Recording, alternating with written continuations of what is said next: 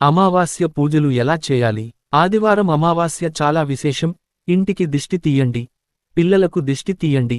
ఈ అమావాస్య లక్ష్మీ పూజకు విశేషం. అమావాస్య పూజలు ఎలా చేయాలి? ఉదాహరణకు ఇక్కడ కొన్ని చెప్పాను, గమనించండి.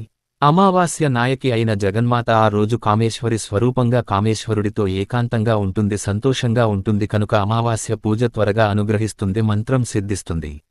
లలిత, లక్ష్మి, కాళీ, భైరవ ఉపాసకులు సంధ్యాకాలం విశేష పూజ చేయాలి. దీపలక్ష్మీ పూజ చేయాలి. అఖండ దీపాన్ని ప్రారంభించడానికి మంచి సమయం.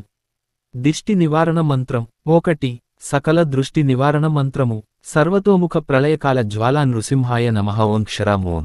నిమ్మకాయలను విభూతిని పై మంత్రముచే 108 పర్యాయములు అభిమంత్రించి దృషినందిన వారికి నిమ్మకాయలతో దిగదుడిచి కోసిపారు వేసి శరీరమంతట విభూదిని రాచిన సకల దృష్టి దోషములు నివారించబడగలవు.